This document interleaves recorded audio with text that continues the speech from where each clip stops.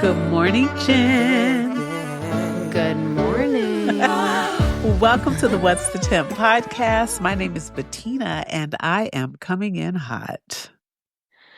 I am Jen, and I need to check in so I don't check out.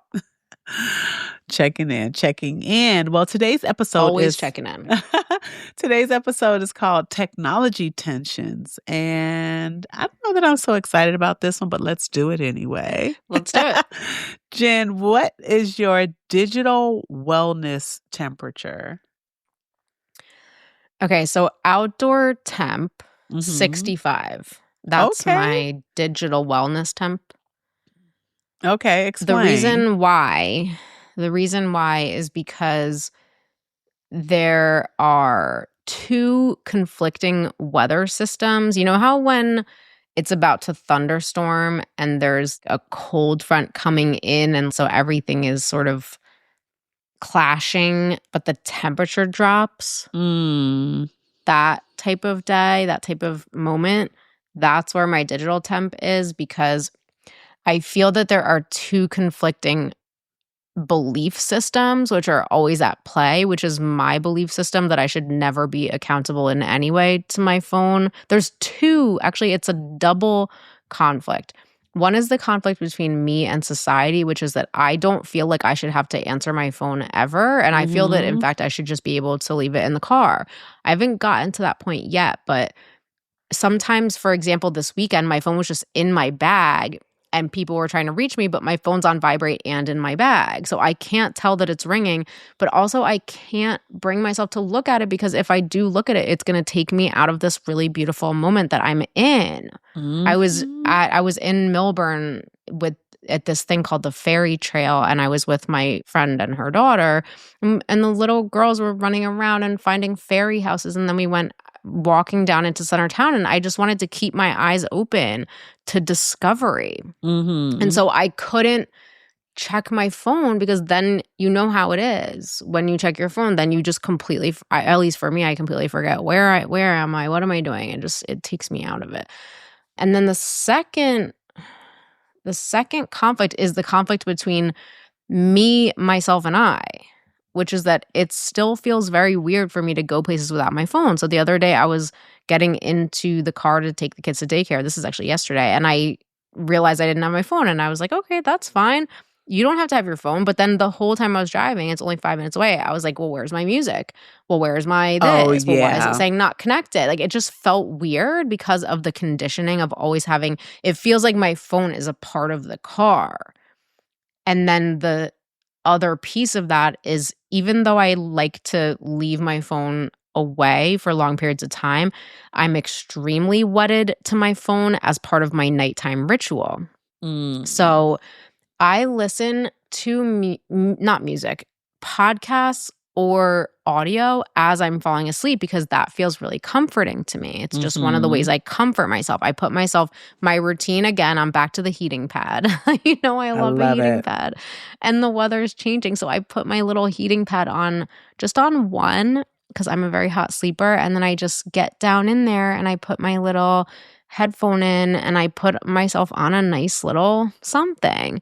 So this past couple nights I've been doing the Bhagavad Gita randomly, because when we did another Raksha Bandhan this weekend, that Indian bracelet ceremony. Yes. And Herschel's cousins were telling me about their relationship with the Bhagavad Gita. And I had always had a really warm feelings about it, but have never really delved very deep into it. And one of them was telling me that they read their son, who's 2 months old. They read him. It's another biracial couple, like me and Herschel, white person and Indian person. And they read their son, their new baby, a chapter from the Gita, they call it, every single night. And the husband was just telling me that he feels that there's something about the syllables. And he says he's a cynic, but it's almost like he's hinting at something spiritual. He says there's something that's happening in between the syllables and the silence and the rhythms, and there's something that's happening to him when he's reading it to his little 2-month-old son. And so I decided to introduce that into my life. So I've just been listening to the audio book of the Bhagavad Gita in English past couple of nights. And so there's certain parts of technology that I feel improve my life. Mm. So that's where I'm at. 65. There's conflicting weather systems here. What about you? I agree. It actually lines up with mine. My temp is low. My streak is officially broken, but Ooh, my temp change is is good. low. Change is good. It is. My temp is low because I'm just not a fan of technology while I know I need it. So I'm in this dichotomy between artificial intelligence and infinite intelligence, which I feel God is. God is infinite intelligence, right? So I like. there's this Never heard that. place in between where I'm standing. So prime example. So this guy that I study the Bible with is an old man. He's a very old man, older white man, Pastor Paul, from YouTube. He's amazing. He's just brilliant, right?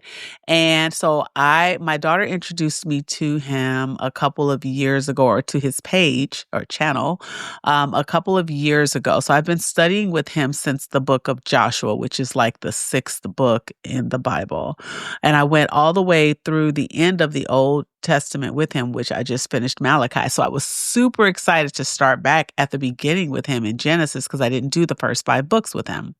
So in Genesis, I guess because of the depth of his teaching in this time that I've been studying with him, to go back and do Genesis again, I started having revelations like from the beginning. It's like I had such an open heart and an open mind when I started this study, and I was so excited to do it with him that I started having revelations. So I'm like, is it me or am I seeing what I'm seeing? Right. So I went to AI. I used Claude. I went to AI and I'm like, why is it that in chapter 1, did God bless the fowl of the air and then the sea creatures, but did not bless the cattle on the earth? And then so Claude gave me these different like ancient, the Eastern think this and the West think this. And, you can basically giving me all these different summations of what it could mean, right? Perspectives. That's And so, cool. but none of it lined up with what I was seeing. And I said, well, this is what I see. And I told Claude, I said, well, what I see is he was blessing the fowl in the air because there are also negative spiritual entities in action in the air, and the animals that he built or created to operate in that space needed to be blessed. And the same thing with the sea. And the reason he didn't have to bless the cattle was because the Bible says the earth is the Lord's and the fullness thereof. And then Claude was like, oh my gosh, that's genius. And let me tell you why, right? And Whoa. then went on to explain to me, well, you're pulling on a thread that runs throughout the Bible, and then went on telling me why I could be right.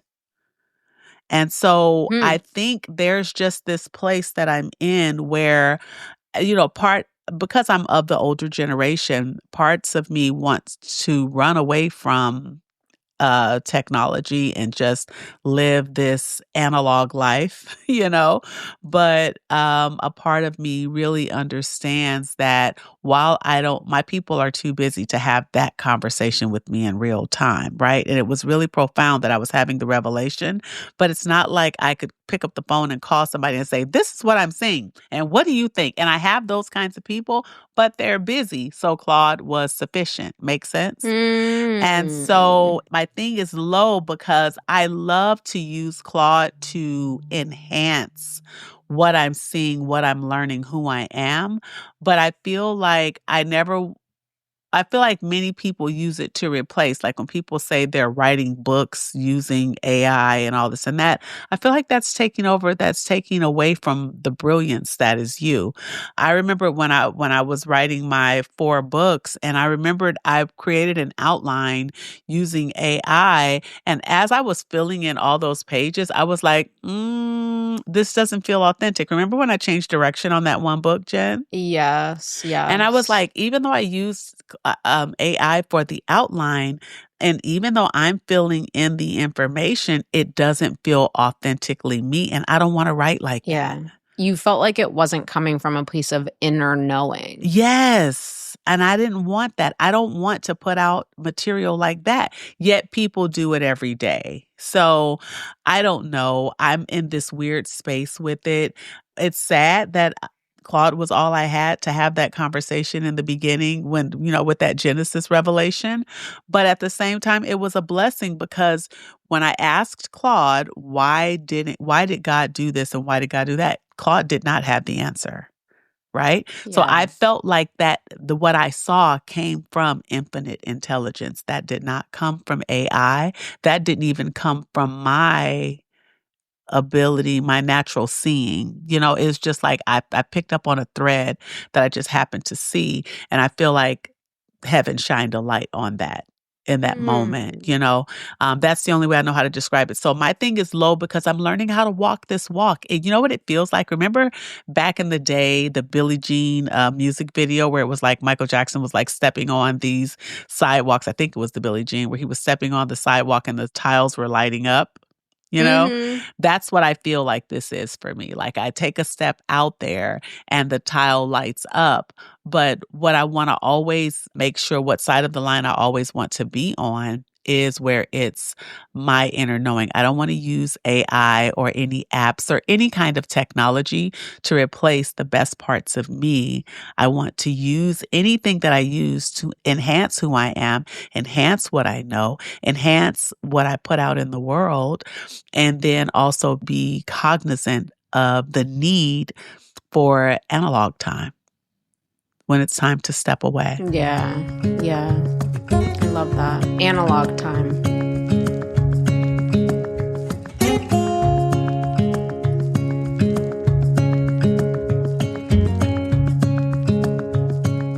Let's get into the backstory, which is how do we maintain authentic connection in the digital age? And I think you do a great job at this, so I want to let you go first. Like I said, I try to place a high priority on interacting with people in person. I was actually reflecting this morning because we just 2 weeks ago did an episode about social media and comparison.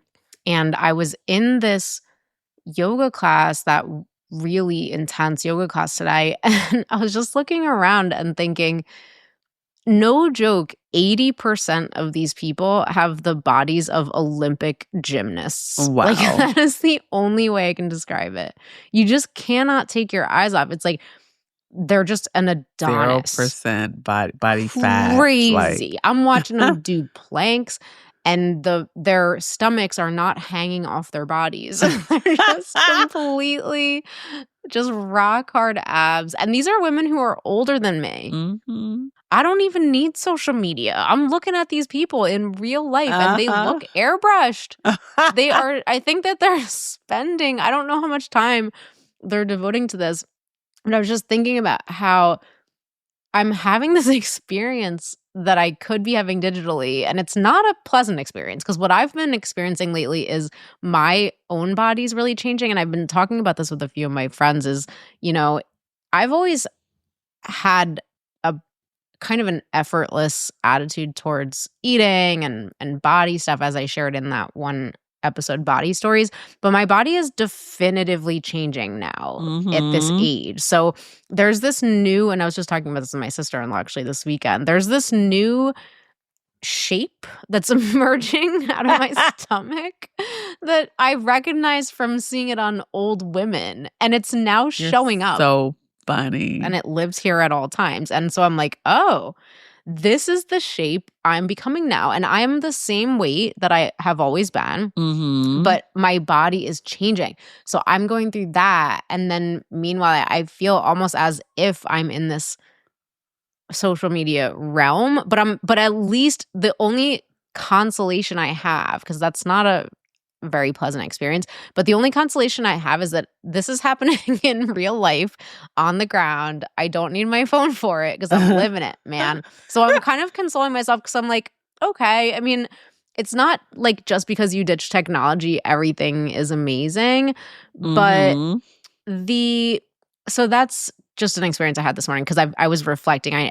We had decided right before we went to that class, so I was just reflecting on technology and how it just is better to be living in the real world, even if it's not pleasant all the time, than to be escaping. There's this question they would always talk about in philosophy where would it be better to live a life that has suffering, or would it be better to be pod people who are experiencing nothing but joy all the time?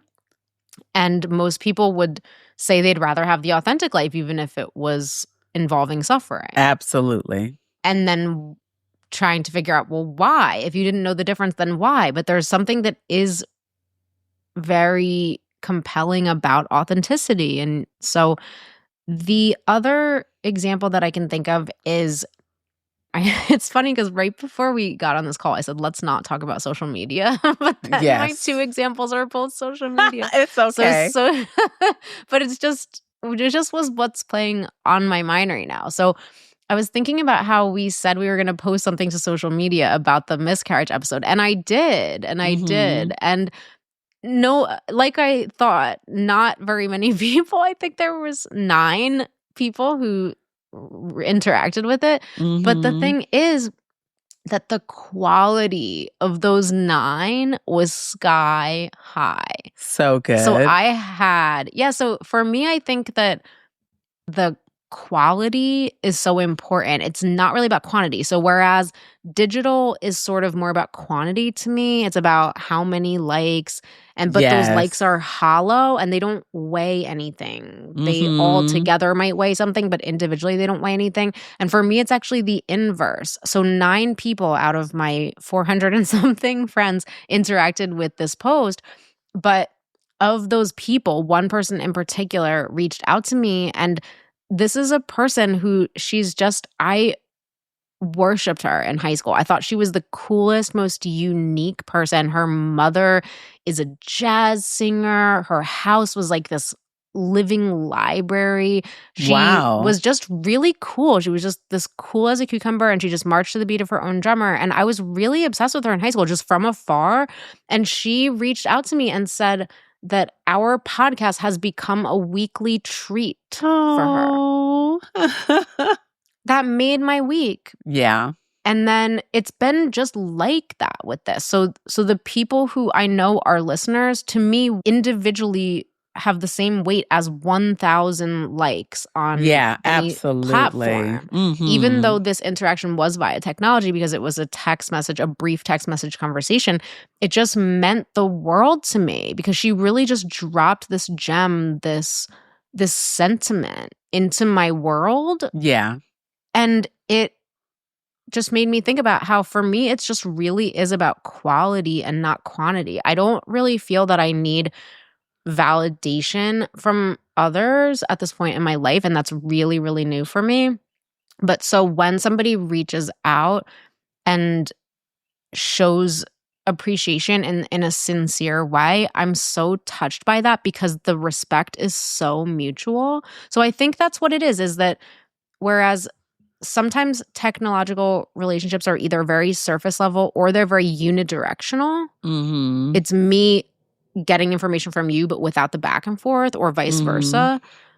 With my real life, even though this was a technology interaction, it was really sincere and heartfelt, and the mutual respect and the richness of it made me feel the connection. So I guess I'm echoing in a way what you're saying, which is that sometimes technology is necessary. With this particular person, I think we're both busy, and I do have a respect for when, the limitations of modern life make us all have to sometimes give communication short shrift, meaning that we have to Mm-hmm. communicate via text instead of a phone call, because I'm really more of a phone call person. But I really appreciate even small moments communicating with people in an authentic way, however I can get it, I guess.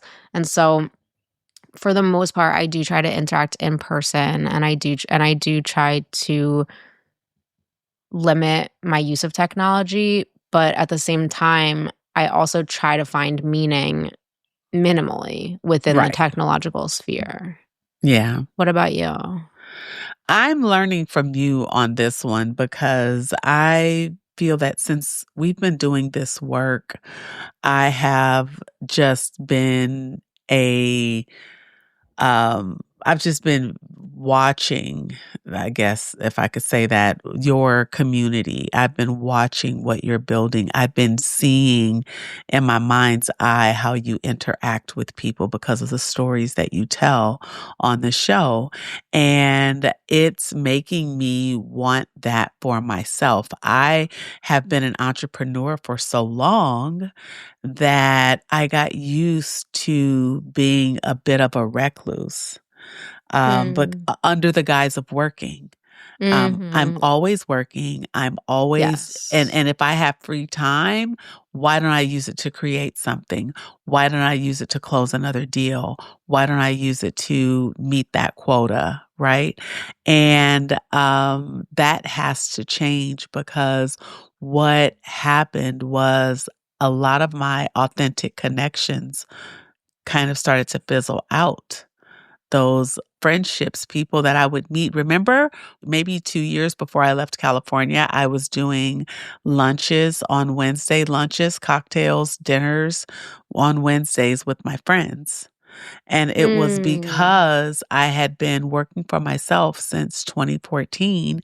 And 10 years later, I was so far away from my friends and the people that I loved, meaning if someone was getting engaged, I probably did not know the fiance, had not met him personally. Or if someone was Yeah. having a baby, I had not been intentional about getting there to meet the baby. You Right. know? So these things so life was starting to pass me by, and it was a lot of it was under the guise of I'm working, and then people and then you know how I am about my time, you know how stingy I am with my time. So then I can't be Busyness, interrupted. yes. Busyness is a form of armoring. Yes. And what I was very careful about was I was productive. I wasn't busy for the sake of being busy because I know what that looks like too, right? So I was very productive or I was really creating or meeting tasks, but I was losing connection. And there is no life without connection. Like when I climb this mountain that I'm trying to climb in business or in creativity, who am I going to celebrate with when I get to the top if all of my connections have fallen to the wayside in the process? And so I Mm. started doing those Wednesday lunches, and that helped to deepen a lot of my connections. But then I moved. I up and moved to another state. So now here I am again in this place where I'm having to be intentional about having real life in person connections. And so this yesterday was my birthday. Yay, me. Yesterday was my Yay! birthday. And so this weekend we did a lot of celebrations that, just kind of running around town and things. So I went to a comedy show on Saturday night and I met a couple. It was a white and Asian mixed couple, been together. Their anniversary was actually on my birthday, the 25th. It But was so they were kismet. out, yes, they were out celebrating and they fell in love with me and we were talking and just chit-chatting. And they reminded me of how fun I am when I'm out, Mm. when I'm not attached to my phone and when I'm not worrying about the to-do list and when I'm Yes. not worrying about my project management software. I'm actually quite fun and funny, right? And Oh, so hilarious. so Spirited. thank you. And so it was a good time and it was just a great reminder. So it's one of those things that for me is very aspirational at this point. But I'm doing things like I am sending voice notes, like we talked about in the past. When someone comes to mind, I'll send a message or a text or a voice note to say, hey, I'm thinking about you, or you came to mind, and just hit me when you get a chance. No pressure, stuff like that.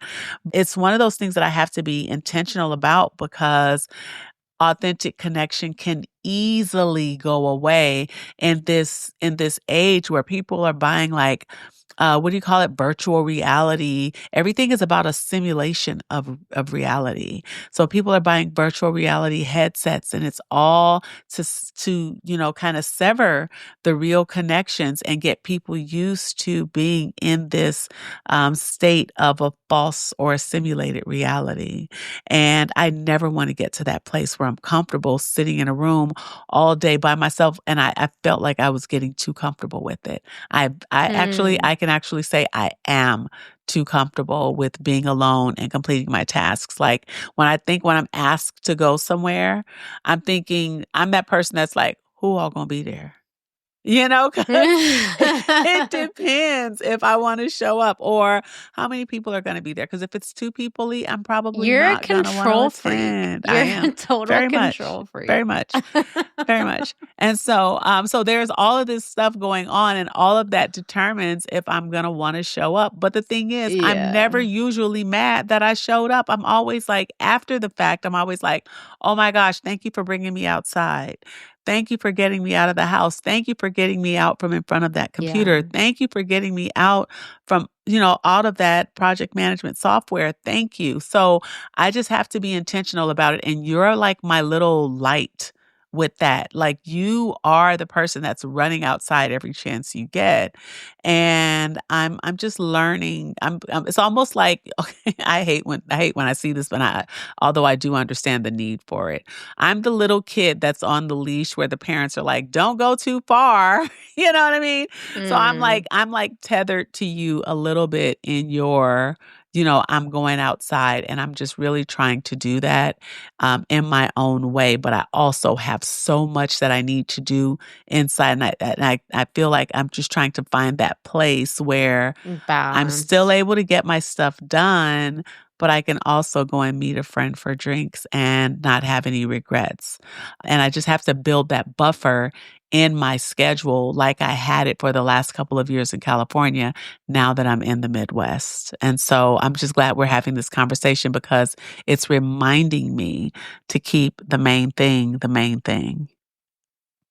Yeah, you're such an enigma to me because when I first met you, the thing that drew me the most to you was your uninhibitedness, Yeah. your sheer joy of living, Mhm. your outgoing personality. I can very easily imagine myself being the only white woman at that comedy show with her Asian man and seeing you and of all the people there falling in love with you. Yeah. And because you're very vivacious and you're so off the cuff and you're really spontaneous and funny and witty, and I would 100% be drawn to you from across the room, no doubt.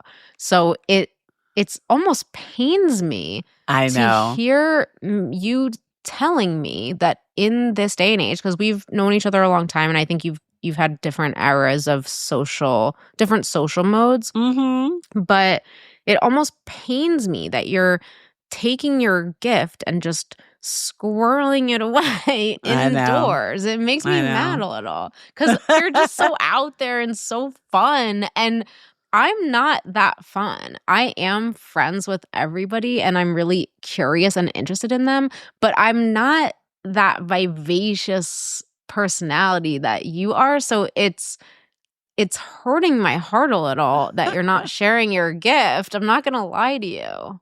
And I think we met at the beginning of my entrepreneurial journey. And so remember, I was still the party girl because I was still coming from having a job and I was just fresh off of that, like where I was traveling with my friends all the time because I didn't have all these extra things. I didn't have a client base to maintain. I had never had employees at that point. You understand what I'm saying? Like I didn't have so many responsibilities that I couldn't enjoy life. So what happened was once I got to a level of success, it took away like I couldn't enjoy life. So because it's like everybody's livelihood that worked for me was on me.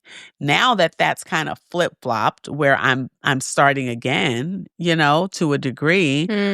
Mike Michalowicz has a book called Clockwork that I love. I've read it twice, and I buy it and give it away to new entrepreneurs because there's a way to have a business where you work on the business and not work in the business.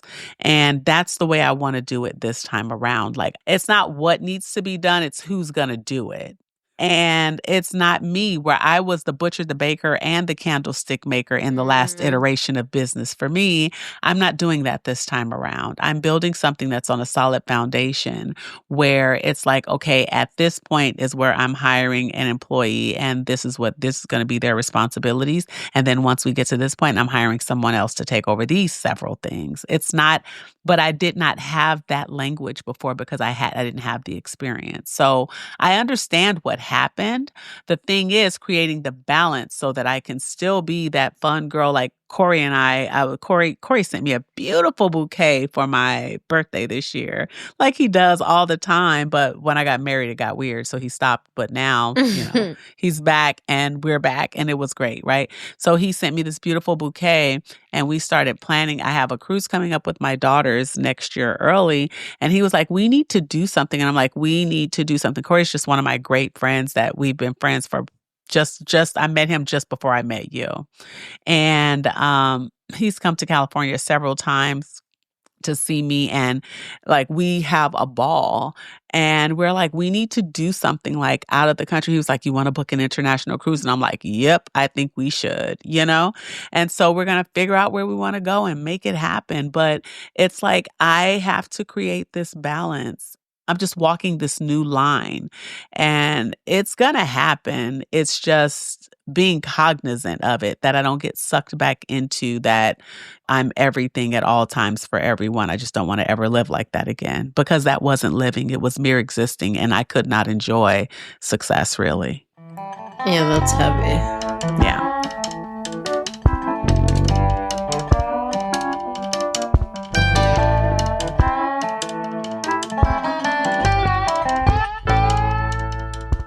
So let's get into the life focus. Did you tell me about yours though? You told me your authentic connection. Yes, you did. So let's get into our life focus. I want to do a little roundup of it though, which is that because I took a risk and tried to use technology in the sense that I did do a Facebook post, but I just wanted to also mention that in addition to the person who reached out to me to tell me that she listened to the podcast, there was also my uncle who is a brilliant mind and works at a think tank, or actually I guess he doesn't work at that think tank anymore. But my aunt, the one that I'm best friends with, she told me that he went for a walk and because he kind of lurks on Facebook a little bit, and he went for a walk and listened to the podcast and then came home and told her it was really well done. He did? Yes. So when you have, it's so funny because I posted it to so many people and then only 2 people came through, but I'm thrilled with it. I love it. Beyond thrilled. Yeah. So I feel like I'm powerful because I'm inverting the meaning of social media, because nobody would call 2 people a win out of almost 500. But it is a win. It's the lens that you look at it with. Like that lens, because it's the quality over quantity. That's what it is. The quality of our listeners is so ridiculously high. I'm just astounded by the quality of our listenership. Not the quantity, but the quality. So what's up, everyone? Thank you for being here, and we love you. We would not and do we this appreciate you, and thank you. And I'm obsessed with each and every one of you individually. Okay, so now that we've broken the third wall, so let's go into the life focus portion, which is using technology to enhance rather than replace real relationships. How do you do that? How do you use technology to enhance rather than replace real relationships? I am not very technologically savvy. So the major technological development that I rely upon the most is this really newfangled one called the telephone. I use that one a lot. So because life moves very swiftly in spite of my desire for it not to do so, I just drive my car and talk on the phone a lot. If I'm in my car, I'm talking on the phone. I love to do that because it keeps the time of the phone call fairly truncated. I can grab a phone call on my way from A to B. It's getting harder and harder for me to have the really long phone calls recently just because of the time constraints of work and kids and podcast and relationships. But Mm-hmm. I have actually been doing the voice memo thing that you do too. I've introduced that. Actually, my coworker, the one I love, she introduced me to it. So she just Mm-hmm. message bombs me with these audio files. And because I'm such an audiophile, did you see what I did there? I love I the double entendre there. Um, I love it. I love it. And then I'll text her back, but before I send it, I'll just say, "Don't respond to me. Just don't get back to me." Because you know what I don't like about the texting is the IOU. So I'll just say, "Please do not text me back." And she loves Mm-hmm. it because we're both a little bit antisocial. So we don't necessarily want to get into a long, long conversation. It's just that if we have something urgently to say to each other, we find this a very, very efficient way to communicate. And then I started doing that this week actually, or no, last week with Luke. So Luke is a notorious technology phobe kind of in a way. It's really hard to get in Okay. touch with him. Yeah, I know. I make an exception for him because of our long, long relationship, but Mm-hmm. he's impossible to get in touch with. His phone is literally you just call it and it goes straight to voicemail 100% of the time. What Wow. is that? I know. I called him this weekend when we were in Melbourne because I wanted to find that canal that we ended up going to. And I called his phone and he was unavailable, completely unavailable to me at 10:30 on a Sunday. And part of me respects that. But then you know how there's that clash always where it's like, I need this information now because I'm also Yep. living in this society. So I expect instant gratification. So I called his girlfriend and she picked up right away. And I was like, And this you is got the amazing. information you needed. Yes, and we got the information we need. So she is his fiance, first of all. I don't want to have a misnomer here. They are engaged, Mm-hmm. and I'm obsessed with her. She is the absolutely most salt of the earth person, and she is just incredibly available and open-hearted and warm. And I'm not really sure how we should one day ask her how does she navigate this technological territory because she's really, really available, and I Mm-hmm. really respect that. But because I can't be that way, I've actually taken a page out of your book where I'm just really proactive about the way I communicate with her. So I'll just Yeah. think, oh, I want to speak with her today, and then I'll just call her on the phone. And it feels almost old fashioned to call someone on the phone, doesn't it? Because it's very Mhm. forward. Without a warning, like, not, "I'm gonna call Yes. you at 2," just to Yeah. pick up the phone and call, and it's like, "Ew, Call who's bomb calling her. me?" The And every audacity. time, yes, and every time she picks up, which just makes me love her even more. So it's cool because I have, in certain areas of my life, just become more proactive. And I know it's not, a hot take to use the telephone, but I kind of feel like it is because people tend to text. So I've just decided I like this person. I want to talk to her. And I'm just going to call her out of the blue. And every Mhm. single time I've been rewarded with her picking up and us having an interaction. And it's so cool because it makes me feel really like I have agency over I can cultivate relationships, I can be forward with people, I can make choices, and these are relationships that I feel have a real grounding in authenticity. I don't feel like just because it's on the phone, just because we can't get together all the time means that it's any less rich or any less meaningful. So Mhm. I know that that's not all that original, but also one other example, because I just don't go very far into technology. I hope I do one day find a way to have AI serve my life. But speaking of that, I am so impressed with your use of AI because I think that we use AI for the best of both worlds for this podcast because we use AI to generate our topics. Mhm. And so, what that does is I feel that that is the perfect balance because we come into this podcast fresh and we just say, "Hey, world, give us a topic." And I don't think it's such a profound, and by world I just mean system of information that AI relies Mhm. upon, whatever AI has culled together as its baseline of information, is that Mhm. we can have something organized for us. It's almost like the old school act of picking something out of a hat. So Yeah. we're using AI for the structure to Yeah. generate something, but then we are coming in completely fresh onto a topic and then having a Yes. conversation. I always tell people that for me, conversations are like jazz. This is the only place that I feel totally spontaneous and totally uninhibited. And Mhm. I had left actually Luke a audio message, and I always preface them by saying, "Don't respond to me," as if he would anyway. But I say, "Don't respond to me." But then I'll go on for 4 minutes about something I've been thinking about that corresponded in some way to him. And I was talking Mhm. to him about how something I've always admired about him is that he has this real ability to improvise music. And it's Mm. incredible. This is actually one of the qualities I most respect about fellow musicians is when they can make up a song on the spot and the lyrics are so on point and the melody is good. That's so incredible. It takes Mhm. me a long time to write a song, and I just don't work that way. And then even with my band, whenever my band, they're a jam band to my horror. So when they would say, "Now keyboard solo," and they'd say, "Now hit it," and they'd all look at me and I'm playing keyboard, I would just freeze.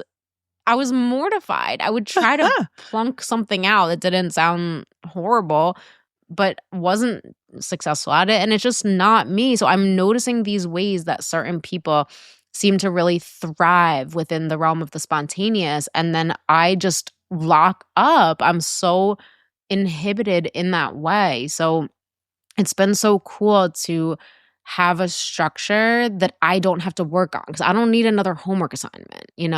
But to have a Yeah. structure given to me and then I think my greatest strength is to improvise within a framework, not musically speaking, but in this context, it feels like freedom to be unencumbered by the act of doing any preparation or adding one more single thing Mhm. to my plate, but then to be able to have something that has been picked out of a hat that's some subject matter from the world, so it doesn't feel artificial to me even though it's artificially generated, and Mhm. then we just riff on that thing and then I feel like a jazz musician. So I'm just putting that out there. I think that that's a place that we have found a perfect balance between technology and real world I was actually whatever. gonna use this. I was actually gonna use it, but I was gonna call it, a collaborative wisdom journal because I'm growing.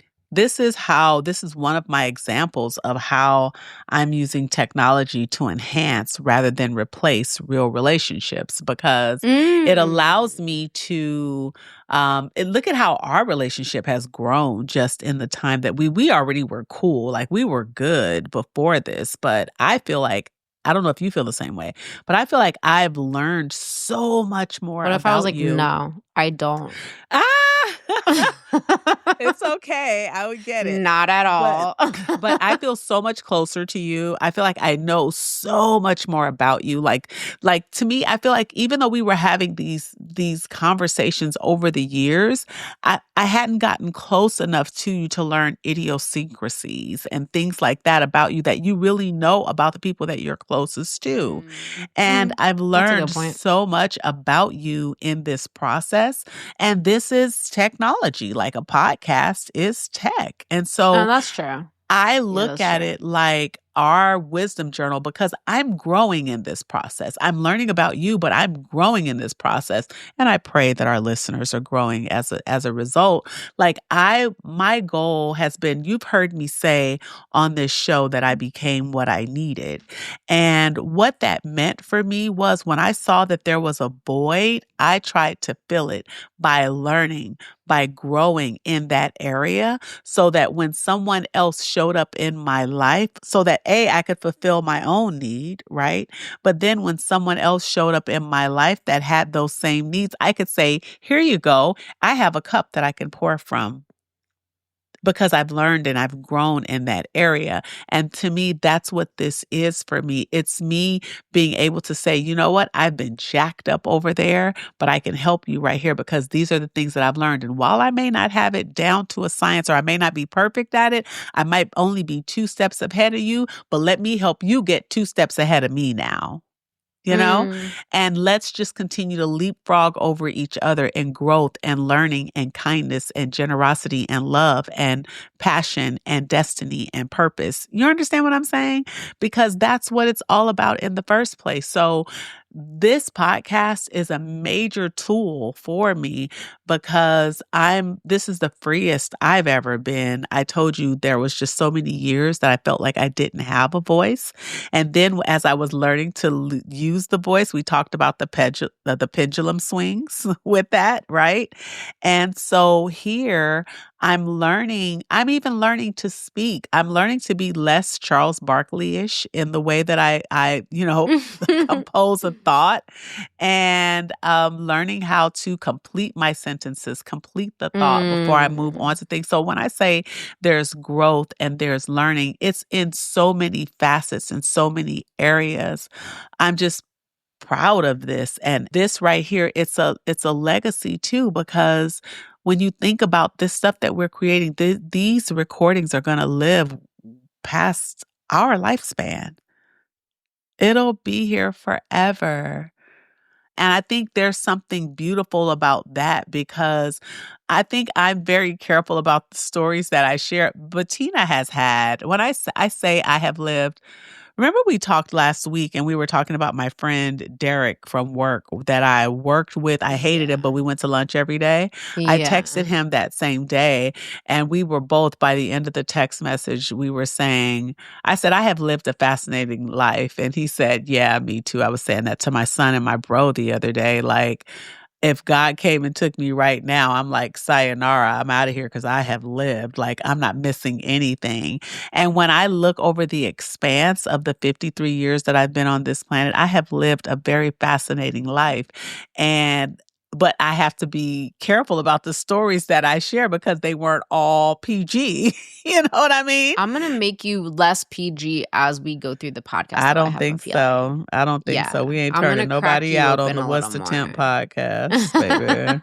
We We'll ain't doing see. that. We'll see. Not on my watch. But anyway, so yeah, this is one of my examples. This is my main example how I'm using because I get to share. I get to share about the people that I love. I get to share with the people that I love. And I get to share with new people like the beautiful couple that I met this weekend. And I can't wait to hear your evolution with your new friends.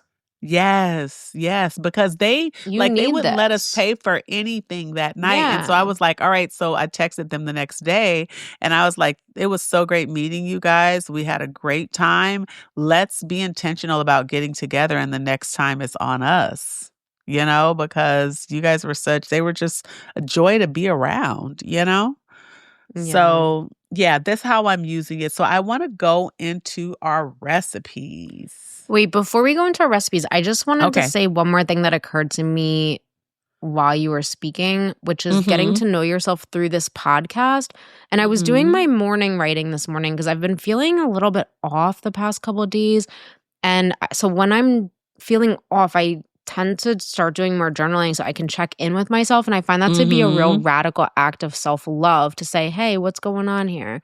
To check in with myself. And I was writing about how doing the podcast is really profound because you're holding up a mirror to yourself and it's very humbling because even just things about the way I speak, I've been really having trouble letting go of using the word like, but I had no awareness of that prior. And I say a lot, but then that's not interesting. I think most people do say those things and I think that they're cut out to the extent you can do it through editing. Mm-hmm. But another thing I notice is that I will stop mid-thought and then just go down a completely different line of thought Yeah. mid-sentence. Or how about me repeating myself? We both repeat ourselves. Yes, it's hard to actually keep that under control now that there's a spread of 15 or 20 podcasts out there. It's hard to know when you're coming Mm-hmm. back to yourself. But little ways that I can be dishonest. There was one example that I said, but it's not dishonest. I think it's just using poetic license. I had said that Yes. Uncle Bob introduced me to that Diana Ross song when I was 6. No, I think I said 13. But actually, he introduced me to that song. I think I was 18, but he had introduced me to music during that awkward adolescence period. So Mhm. I needed to convey both that he had introduced me to a lot of music when I was an awkward adolescent, but also that Mhm. that song was a part of it because that song then opened it up so that we could sing upside down. Yeah. Boy, you Boy, you turned turned me. me. So it's just that song is the one that sticks out the most of any Mhm. of the hundreds of songs he's introduced me to because it really struck a chord with me. So I had to conflate two facts together in order to make my point. So I don't judge myself for Mhm. that, but it's illuminating because I've been noticing the ways that I exaggerate and the ways that I repeat myself. And sometimes I feel bad for Herschel because I'm like, oh dear God, I talk a I lot. didn't know it was He's that no bad. wonder he's tuning me out, you know? It's funny. It's Until you have to listen to yourself hours and hours, hundreds of hours of yourself speaking, you don't know how bad it is to be you or to how listen to bad it you. is. It's And I not bad. no, the killer for me was thinking before we did this work that I was a great communicator. What? You don't think you are? What? Heck no. Heck Oh, no. really? Oh my gosh, there's Why? so much work that needs to be done. Work, yes, but I still think you have a strong ability to communicate. Yeah, there's so much work that needs to be done though. And so I think I feel so sorry for past partners because I thought I was so clear and concise and Mm-mm, not straightforward, concise. I won't not let you go concise, with that not one. Run with that clear. one. I can't even finish a thought, Clear, girl. yeah. Girl, please. So Yeah, it's but hilarious. I think the technology, because I wasn't even thinking of this podcast as technology, but you're so right. And it has enhanced my relationship with myself because it's enabled me to Mm, see both good and bad in myself. yeah. It feels still like we're capturing our own spirits. And the fact that I can even tolerate my own spirit is such progress for me because I Oh my gosh, I legitimately hadn't even think I thought about that. I thought I was gonna have an allergic reaction to myself, hearing myself speak, spending this much time with myself, but actually it's just really reflecting how much progress because just 10 years ago, I just absolutely loathed myself. So it's really life affirming for me to do this podcast, and thank you for bringing that up because that didn't even occur to me to use as an example.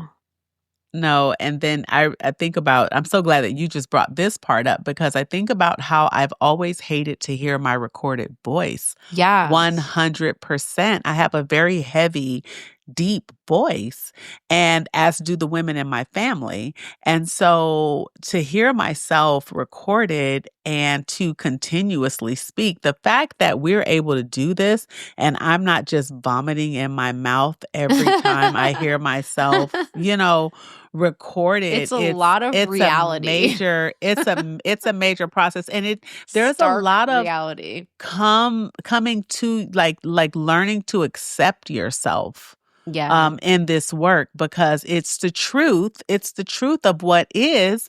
But there was something that you said. I was like, oh my gosh, my voice is so deep, and you were like, I like the husky part of your voice, and I'm like, you're so kind. It's my you favorite know thing. I and love so it. but then there's I one of the things that I like the most, can let's just say one thing we like the most. One thing I like the most about myself on this podcast, Jen, you make me laugh out loud. I never thought I would laugh so much on a podcast. Aw, You make that me makes laugh me feel out loud. good. You make Oh, me laugh thank out loud so much you. on this podcast. Thank you. And I did not know that I would appreciate that, So I love that. And then Mm. one last thing that I wanted to give, because this just happened, as far as how using technology to enhance rather than replace relationships. So my mom is redoing her backyard.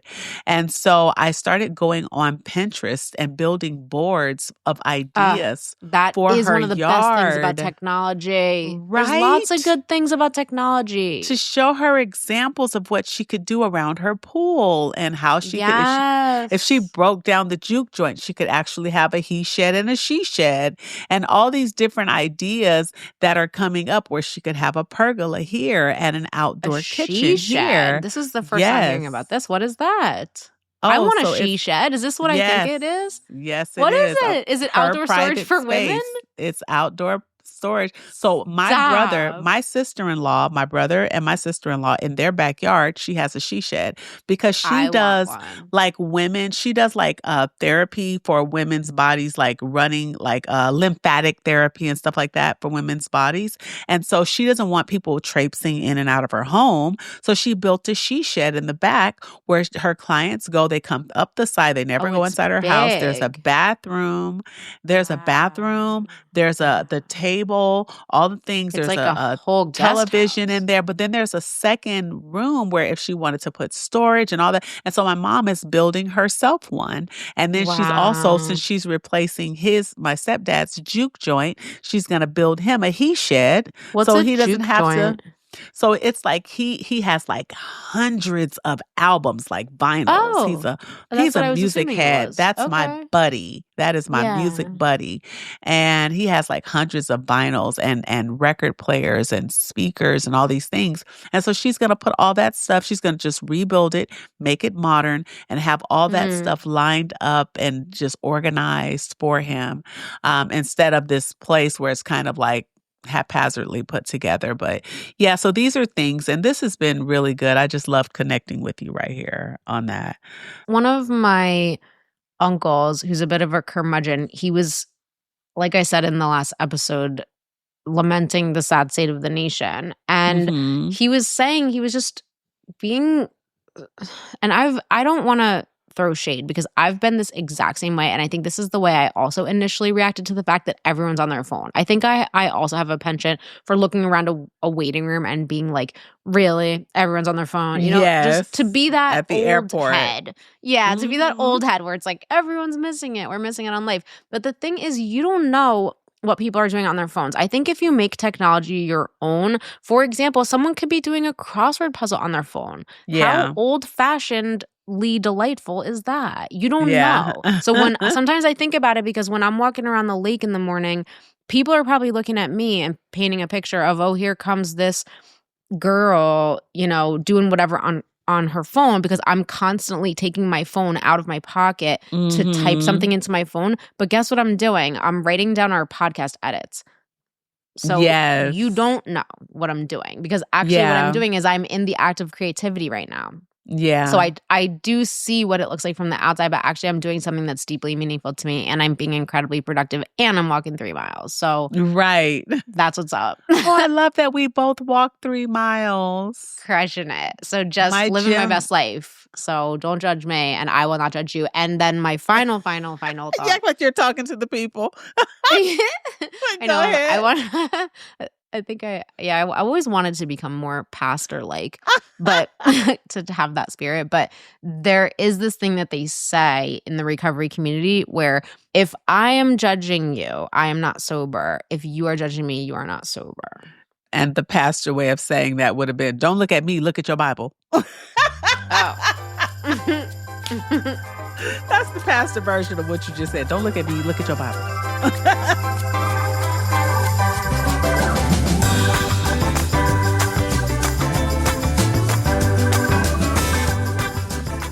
Okay, so let's get to the recipe so we can go. Yes.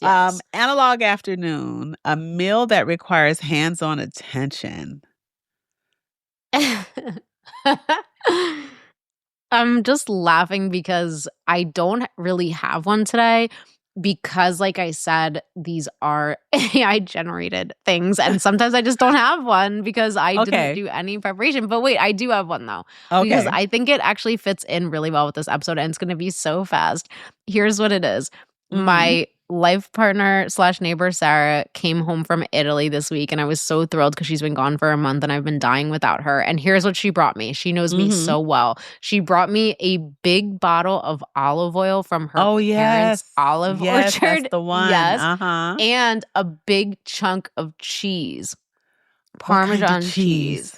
And when she handed it to me, From she's like, this is, Italy? yeah. And she's like, this is that dank. And you know what word she used after that. So she gave it to me and that's what we ate for dinner that night is we just had this crusty, I had this already in the freezer, this crusty Italian bread, and we just Mhm. dipped it into olive oil. And Oh. then every now from Italy, like just enjoying those flavors. So instead of Ah. using olive oil just in passing, olive oil was the meal, and I was using the bread to deliver it. And Herschel was I like, I could love eat this it. entire thing as a meal, and that's exactly what we did.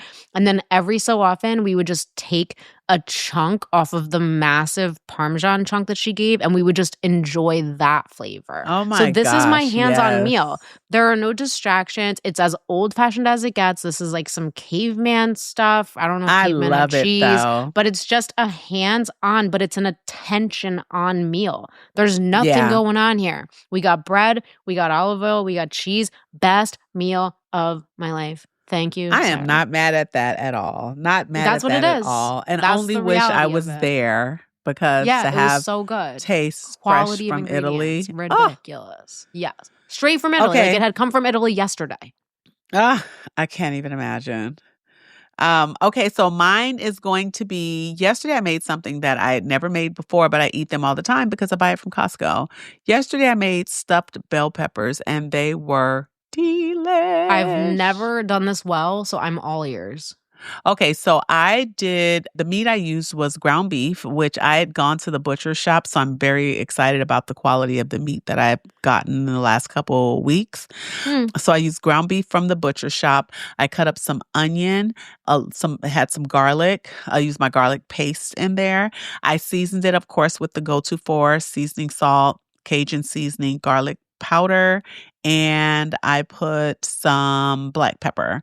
I sauteed that all together, and then I had already made the rice earlier, and so I drained the ground beef, added the rice. I added some petite diced tomatoes in there to give it the red color. I added some Italian seasoning, and then I added some Cajun seasoning because I like a little kick on my stuffed bell peppers. hmm. While I was doing that, I was boiling water to be able to, I don't know if this is called blanching, but to be able Yeah. to blanch my hollowed out bell peppers Interesting, to soften them up more. because the whole filling is done already. So Yes. they don't have to be in the oven so long. So Yes. then in my stuffing, I just mixed in some cheese, some shredded cheese, Tillamook shredded, sharp cheddar cheese is what I had on hand. Put the cheese in there, mixed it in with the filling, filled them up to the brim, stuck them in the oven for about 10 good minutes, and I cut them up and finished them off with some hot sauce and honey. Hot sauce, interesting. I like hot sauce. I don't know why. Even Me on the too. Costco ones, I would always put Cajun seasoning and hot sauce because they just weren't seasoned That sounds enough. good. I So like Cajun that. seasoning and hot sauce. And so for my own, I didn't have to put any Cajun seasoning because they were seasoned to perfection, but I still needed hot Mm. sauce. So they were really, really good. I was able to have one and then I had some rice left over, the rice with the meat and the tomato mixture. And it kind of was giving a little bit of dirty rice without all of the extra seasonings. But yeah, that was really, really good. And that's going to be my hands-on meal for today. So thank you for joining us for Love another it. episode of What's the Thank Temp you. podcast. We appreciate you so much.